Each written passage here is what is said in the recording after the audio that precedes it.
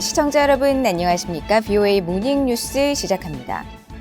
미국의 한반도 전문가들은 북한 문제에 대한 중국의 역할론을 강조한 윤석열 한국 대통령의 최근 인터뷰를 중국에 대한 경고이자 불만 표출로 해석했습니다. 북한의 핵실험 시 전례 없는 공동 대응이 따를 것이라는 경고와 관련해서는 포괄적이고 대대적인 압박 수단이 마련됐을 것이라는 관측이 나왔습니다. 첫 소식 조상진 기자가 보도합니다. 게리 세이모어 전 백악관 대량살상무기 조정관은 윤석열 한국 대통령이 중국의 역할론을 제기한 것은 향후 북한의 7차 핵실험이 실시되면 중국에 그 책임을 물을 것임을 분명히 한 것이라고 분석했습니다. 북한의 지렛대를 갖고 있는 중국이 책임을 다하지 않고 있는 데 대해 이후 조치들은 중국의 이익에도 부합하지 않을 것임을 경고했다는 것입니다. I think Yun is telling China, if you don't stop North Korea from conducting another nuclear test, then South Korea will have to respond in a way that China doesn't like. If North Korea conducts nuclear test, Yun is warning China that the U.S. and the ROK and Japan will respond in a way that China will find threatening. It could be increased regional missile defense, could be additional deployment of missile defense systems in Korea, like the THAAD system. 에반스 리비어 전 국무부 동아태 담당 수석 부차관보는 윤 대통령의 이번 발언에는 중국이 유엔 상임이사국으로서 제 역할을 하지 않고 있는 데 대한 한국의 불만이 담겼다고 진단했습니다. 그러면서 윤 대통령이 국제사회에 중국 책임론을 부각한 것은 중국의 한국과의 관계 개선을 원한다면 북한의 행동을 완화시키라는 분명한 메시지를 보내기 위함이라고 분석했습니다. 조셉 디트라니 전 육자회담 미국 측 차석 대표는 북한의 도발로 미국이 항공모함과 전략폭격기 전개 등 한국에 대한 억지력을 대폭 강화하고 있는 상황에서 윤 대통령이 영내 군사적 자산 유입 가능성을 언급한 것은 미국의 방위 약속을 재확인한 것이라고 평가하면서 중국은 북한 도발을 막을 지렛대를 갖고 있다고 지적했습니다. It was China that brought North Korea to the table to have the six-party talks, and it was China that hosted the six-party talks, and we did get a joint statement. And now China, being the only ally of North Korea, has the leverage at least stop its missile launch and a possible seventh nuclear test. 전문가들은 윤 대통령의 발언을 통해 다시 한번 중국이 북한의 실질적 변화를 이끌어낼 유일한 국가라는 것이 확인됐다며 중국의 역할을 끌어내기 위해 한국은 압박과 외교를 동시에 이어갈 것으로 진단했습니다. Well, I think you can do both at the same time. I think that President Yun's decisions to build on the alliance are appropriate ones. The discussions about more integrated missile defense, for example, the new agreement to share in real-time missile information.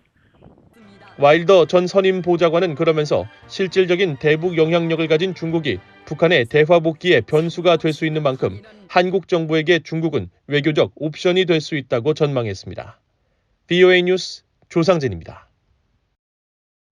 한국 정부는 북한의 비핵화를 외교적 수단을 통해 달성한다는 일관된 원칙을 갖고 있으며 국제사회는 결코 북한의 핵보유를 인정하지 않을 것이라고 한국의 북핵 수석 대표인 김건 외교부 한반도 평화교섭 본부장이 밝혔습니다.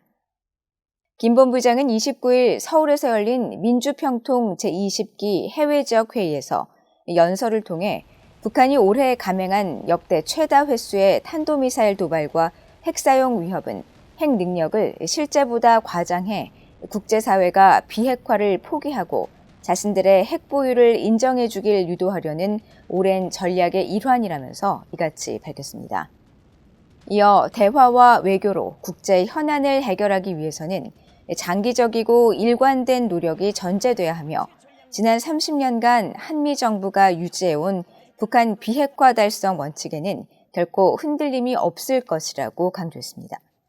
김 본부장은 또 더욱 강력한 대북 제재 효과를 거두기 위해 우방국들이 독자 제재 대상을 교차적으로 또 중첩적으로 지정하는 방안을 논의 중이며 북한의 불법 사이버 활동을 억제하기 위한 공조 노력도 지속 중이라면서 한국 정부는 포괄적인 대북 억제 방안을 심도 있게 마련해 나가고 있다고 밝혔습니다.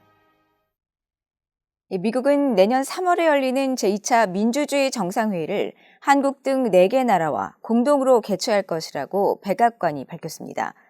미국과 한국 등 공동 개최 5개국도 공동성명을 통해 이번 회의에서 전례 없는 도전에 대처하기 위한 공동 대응을 재확인할 것이라고 강조했습니다. 이조은 기자가 보도합니다. 미국 백악관의 카린 장피에르 대변인은 조 바이든 대통령의 미시간주 방문 도중 열린 기내 브리핑에서 내년 3월 제2차 민주주의 정상회의를 한국 등 5개국이 공동 개최한다고 밝혔습니다. Today, the United States is announcing that it will host a second summit for democracy on March 29th and 30th of 2023. In the new year, we will be joined by new co-host governments, Costa Rica, the Netherlands, and the Republic of Korea, and the Republic of Zambia, joining together with a regionally diverse group of partners to host the summit underscores that democratic values are both a shared global aspiration and a shared global responsibility. 장피에르 대변인은 또 이번 정상회담은 첫날 각국 정상들이 화상 형식으로 회담을 갖고 둘째 날에는 각 공동 주최국에서 정부와 시민사회, 민간 부분의 대표들이 함께 대면 회의를 가질 예정이라고 설명했습니다. 그러면서 이번 민주주의 정상회담은 우리 시대의 전례 없는 도전에 대처하기 위한 민주적 모델과 집단 행동의 활력을 재확인할 것이라고 강조했습니다. As President Biden has said, we know that democracy remains the best tool humankind has to unleash our collective potential and deliver security and prosperity for all. That's why he's made strengthening democracy a cornerstone of both his domestic and international agendas. 국무부도 이날 한국 등 5개국이 발표한 공동성명을 통해 제2차 민주주의 정상회담 공동 개최 소식을 전했습니다. 5개국 정부는 공동성명을 통해 지난해 12월에 열린 첫 번째 민주주의 정상회의를 기반으로 한 이번 회의는 민주주의가 시민들에게 어떻게 전달되고 세계에서 가장 시급한 도전들을 해결할 수 있는지 보여줄 것이라고 밝혔습니다.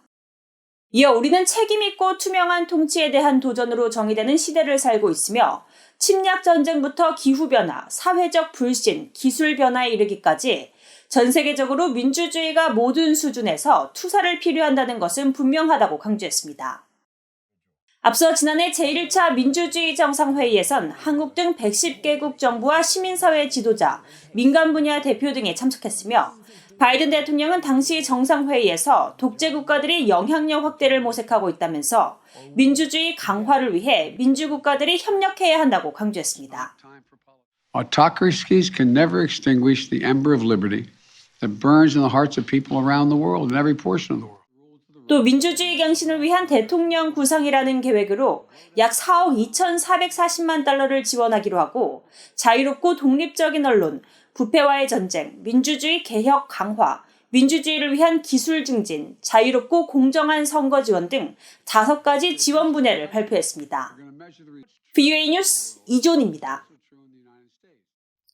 중국의 핵탄두 보유고가 2년여 만에 2배인 400개를 넘어섰으며 2035년에는 1,500개에 이를 것이라고 미국 국방부가 추산했습니다. 또 중국은 북한산 석탄을 계속 수입하는 등 유엔 대북 제재를 이행하지 않고 있다는 점도 지적했습니다. 박승혁 기자입니다. 미국 국방부는 29일 공개한 2022 중국 군사안보 보고서를 통해 중국이 2021년 한 해 동안 핵 확장을 가속화했을 것이라고 평가했습니다. 그러면서 가용 핵탄두가 이미 400개를 넘어섰을 것이고 중국 인민해방군이 2035년까지 국방과 군사력 현대화 작업을 완성할 계획을 갖고 있다면서 지금 속도라면 오는 2035년에는 1,500개의 핵탄두를 갖게 될 것이라고 전망했습니다. 보고서는 또 중국이 미국의 안보와 자유롭고 열린 국제체제에서 가장 중대하고 체계적인 도전을 제기한다며 국가 수립 100주년인 2049년까지 중화민족의 위대한 부흥을 달성하기 위해 인민해방군을 세계적 수준으로 강화하는 목표를 갖고 있다고 지적했습니다. 이어 이런 전략은 중국의 국력을 확장하고 자신들의 통치체제 및 국익에 부합하는 방식으로 국제 질서를 재편하기 위해 정치, 사회, 군사적 현대화를 확고히 추구하는 것이라고 밝혔습니다.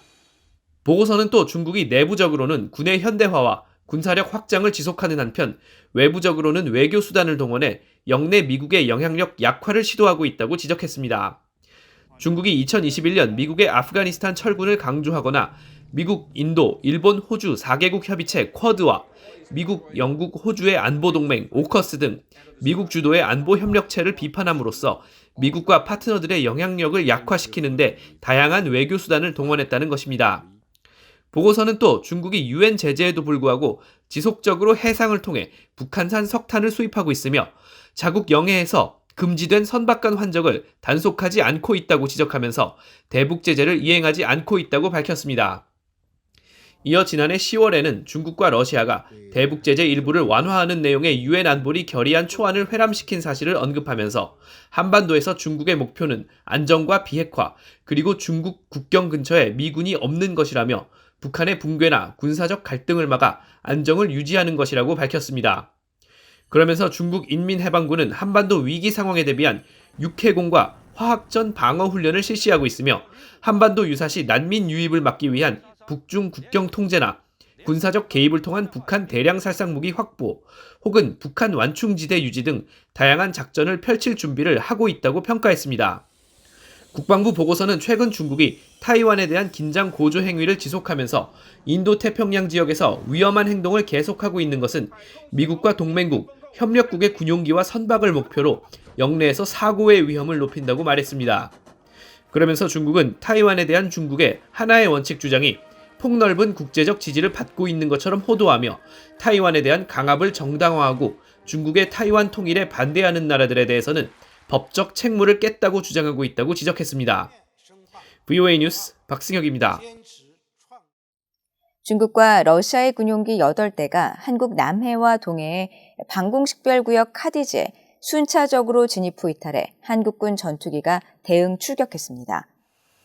한국합동참모본부에 따르면 30일 오전 5시 47분쯤 중국 폭격기 2대가 남해 이어도 인근에서 카디즈 진입 후 동쪽으로 이동해 6시 13분쯤 이탈했으며 6시 44분쯤 경북 포항 인근 카디즈에 재진입한 뒤 7시 7분쯤 북쪽으로 이탈했습니다. 이후 오후 12시 18분쯤에는 중국 폭격기 2대와 러시아 군용기 6대가 함께 울릉도 인근에서 카디즈에 진입한 뒤 독도 방향으로 비행해 12시 36분쯤 카디즈를 이탈했습니다. 중국과 러시아 군용기들은 함께 비행하며 연합훈련을 실시한 것으로 분석됐으며 중국 측은 한국군의 카디즈 진입 경고에 대해 통상적 훈련이라고 답했습니다. 한국군은 중국과 러시아 군용기의 카디즈 진입 이전부터 공군 전투기를 투입해 우발 상황에 대비한 전술 조치를 실시했으며 F-15K를 비롯한 전투기를 긴급 출격시켜 대응했다고 한국합동참모본부는 밝혔습니다. 한국 외교부가 해운업계를 대상으로 유엔 안보리 대북 제재 결의 위반 행위에 연루되는 것을 방지하기 위한 첫 대면 계도를 실시했다고 밝혔습니다. 한국 외교부는 30일 보도자료를 통해 해양수산부가 관련 세미나를 개최해 외양 선사 보원 담당자 160여 명을 대상으로 계도를 실시했으며 참석자들에게 안보리 대북 제재 결의 주요 내용을 설명하고 특히 중고 선박 판매 시 유의사항과 결의 위반 연루 시 선박 억류로 인한 피해 발생 가능성 등을 안내했다고 전했습니다. 이어 북한이 불법 해상 환적 등 제재 회피 활동을 지속적으로 벌이기 위해 최근 중고 선박을 불법 취득하는 추세를 감안해 계도가 이루어졌다며 북한의 완전한 비핵화 달성을 위한 안보리 대북 제재 결의의 더욱 철저한 이행과 함께 북한의 해상 제재 회피 활동 차단을 위한 노력을 더욱 강화해 나갈 예정이라고 밝혔습니다. 앞서 BOA는 한국 국적자가 운영하던 화물선이 북한의 불법 매입을 통해 북한 소유로 탈박 구매 운영 중인 사실을 여러 차례 보도했으며 유엔 안보리 대북 제재위 전문가 패널은 지난 4월 연례 보고서에서 이 같은 내용을 토대로 한국의 중고 선박이 북한으로 넘어간 사실을 파악해 조사 중이라고 밝혔습니다. 이상으로 BOA 모닝뉴스를 모두 마칩니다. 시청해주신 여러분 고맙습니다.